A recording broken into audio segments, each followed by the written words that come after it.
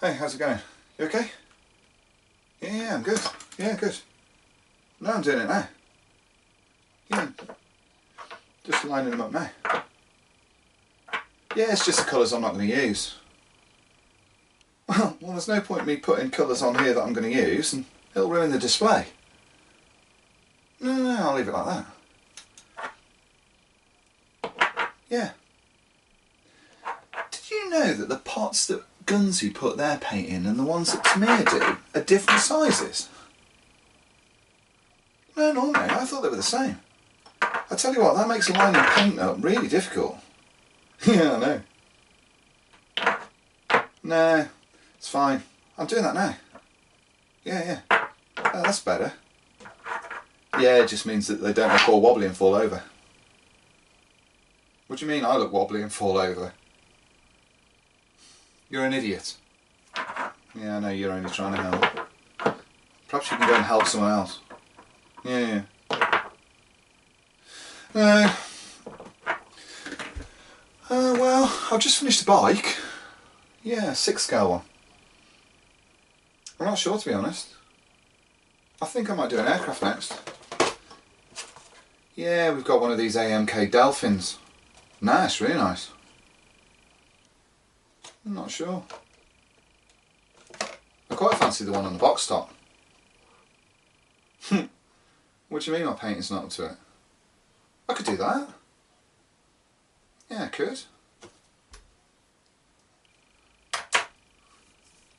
I can mask that. Yeah, but most of it's decal. Have you just phoned me up to do this to me? Okay. Well, that's what I'm planning to do. Yeah. I'm not sure, to be honest. Yeah, I'm just going to do the news desk. Yeah, I think I'll talk about the Tomcat. Yeah, I know. It does feel like a can of worms, doesn't it? Well, if I stick to the facts and show him a few pictures, I think that might be okay. No, I'm not going to mention the P40. No. No, I'll leave that alone, I think. Yeah. Yeah, I've got a couple of other bits and pieces to do. No, still not done the lawn. Well, I've had a busy week. Well, we were in Ireland at the weekend for a show. No. Yeah, it was really good. Oh, God, those boys can drink. Yeah, I've still got a headache from Saturday. I know, I haven't drunk anything all week. Still recovering. No. You should go. It's really good, yeah. I'm not sure. I think I'm going to do chili. Yeah. Well, it's Friday. Friday's chili night. Yeah. Chili. Yeah, maybe some beer. I'm not sure. No. Well, we'll see. Listen, I gotta go. Yeah. I'll keep them on the desk. I'm telling you now though, if they gather dust, they're going back in the drawers. No. We'll see. Yeah. You see what you've made me do? See, you've ruined it already. No. Look, I've got to go. Okay? Yeah. Well, if you need me for anything, you know where I am. You'll ring me next week. Okay. I'll look forward to it. Okay. Anything else? No. Okay. And whenever I do, don't mention the P40. Okay. Alright, I've got to go. You finished? You ready? Okay? Yeah. Alright then. Yeah. See ya. Yeah. Cheers. Bye.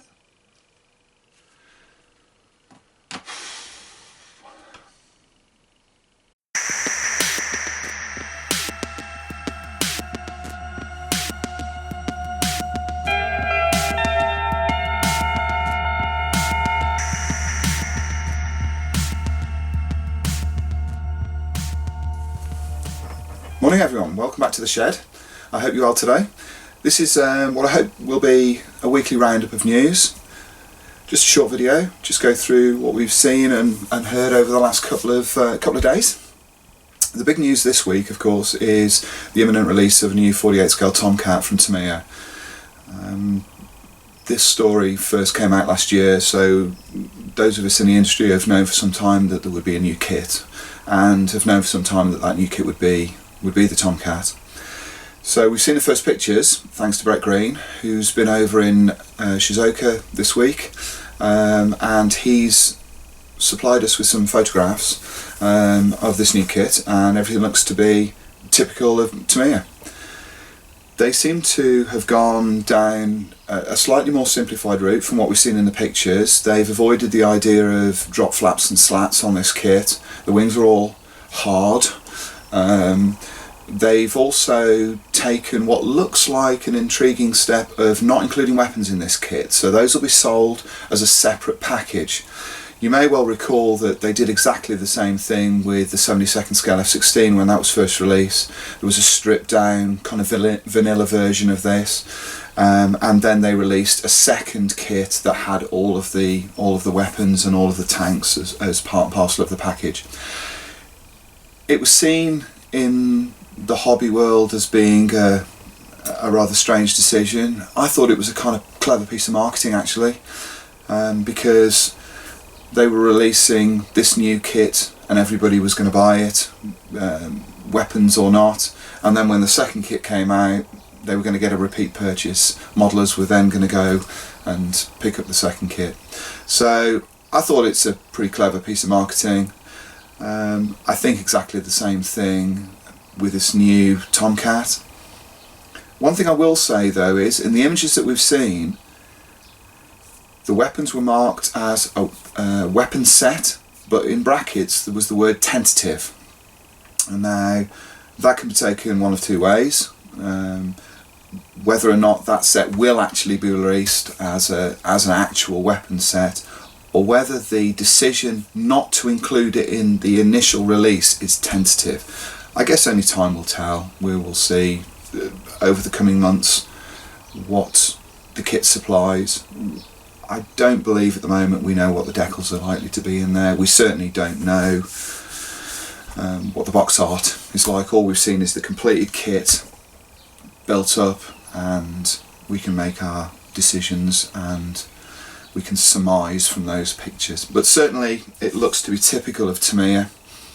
It looks like there are some clever design features in there, one of which is the moulding of the windscreen with a section of the upper nose which alleviates the joint between the glazing and the rest of the nose. I like the idea of that. I think that's really good. It means that the brake is along a natural panel line. I think that's a very clever idea, but it's nothing that we haven't seen from Tamiya before. Their kits are designed with a very strict philosophy, and that's to make them as easy as possible to build. And if that means that it cuts out some of the other flourishes that other manufacturers include within their kits, they're happy to go for that. I've read online that people feel that this may be a reaction by Tamiya to release of other kits. Tamiya have no history of doing that. They've always played their own furrow. I don't see any reason why this kit is any different in philosophy to any of the other kits that we've seen from this company over the years. Their Mosquito, for instance, was in the works long before its competitor's kit came out, and they carried on regardless. The result was a fantastic product that pretty much closed the book actually on that aircraft in 32nd scale. I think it's very unlikely that we'll see another kit come out that matches that in terms of finesse, buildability, complexity or accuracy, come to think of it. There will be another group of kits coming out of the Tomcat, and those will be released at some point probably in the new year by Avant-Garde models. It looks likely that they will release a family of Tomcats going through the various marks. they'll be more complex. From what I can gather from talking to people associated with the company, it looks like they will go down the route of complete weapons fits and all broken control surfaces around the aircraft. Be interesting to see how the philosophy of AMK differs from the philosophy of Tamiya. Obviously Tamiya have got the jump in terms of a release schedule, but they're never going to be comparable products.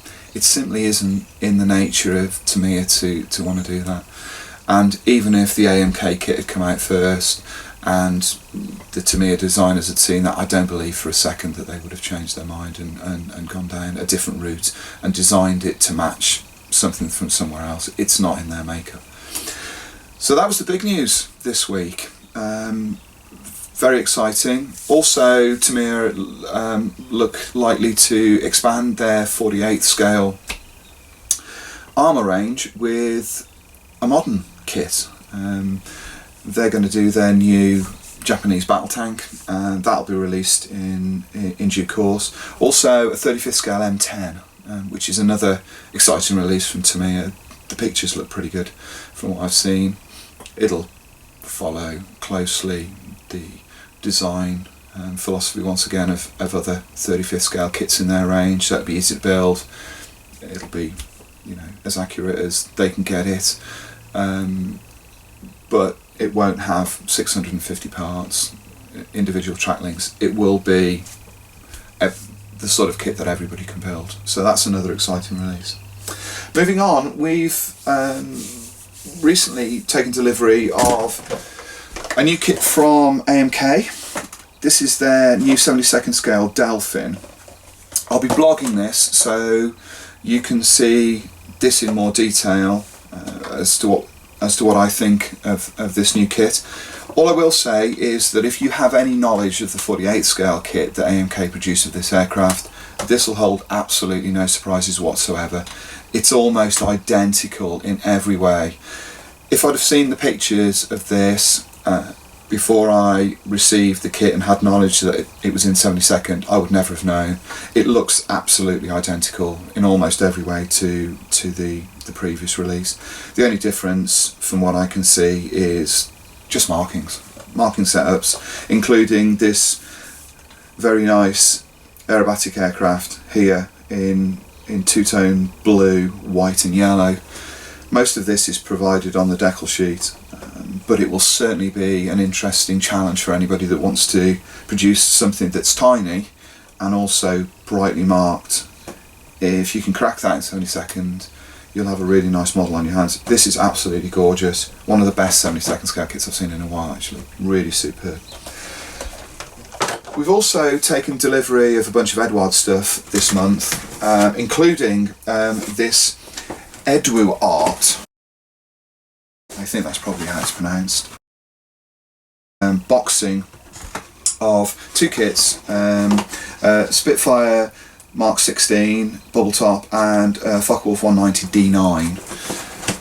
It's essentially previously released kits, dual combo, dogfight double for want of a better description, and they provide you with two kits including all of the various bits and pieces that you need, including masks, some photo etch, and only two marking options. The two marking options being the ones that are on the front cover of the box.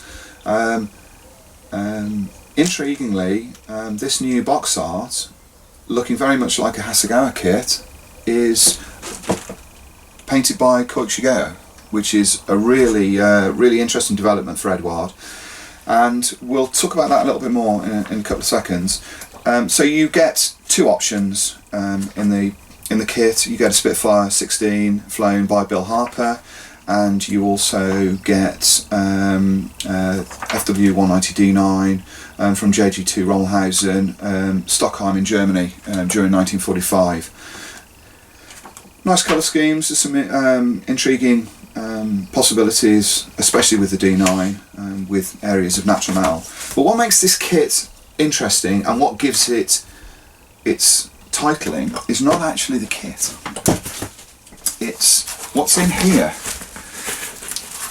This was supplied alongside this, and this is what you get as part of this package, and it's this beautiful print. It's printed on heavy stock card, and it's the original box art from the kit as painted by Shigeo. This is absolutely beautiful. I'm not entirely sure of the cost of this kit. I think it's it's up into the £50 mark, maybe slightly more than that, I don't know, I'll check that. But what I do know is it's worth every penny just for this. This is absolutely superb. You can pay a lot of money for one of these as a print. Just check some of the online sites and you'll see exactly how much these things cost. So the fact that you get this as part and parcel of a package, from what I can see, makes this kit well worth buying. I'm assuming these are limited edition as well. I'm planning to get this framed up and put into my office. I think it's beautiful. It shows off the artist's work and shows exactly what's made him so famous over the years. Really beautiful. You know, it would be good just to frame box art, but the fact that you've got this. So a superb package from Eduard, and something that I really applaud. I'd love them to do more of this. Looking forward to seeing what they come up with next. It would be great if they could do something maybe a bit more modern. That would be lovely. But we'll see. Superb idea, and really welcome for those of us who like really good artwork, and also a good package of kits as well. Let's not take anything away from this. This box includes one of Eduard's Spitfires, and they're probably amongst the top 3 or 4 48 scale kits you can buy anywhere. We all know that. They're absolutely brilliant, really superb stuff.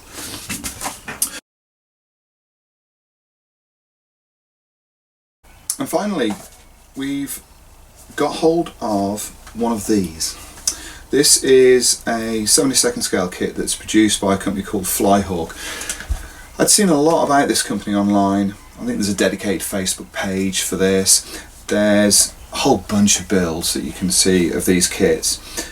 Everybody that had spoken about them talked about how brilliant they were, how brilliantly packaged, the detail, the way they go together, the sheer quality of the package. So when I saw one in Ireland last weekend, I thought I've got to have one of those.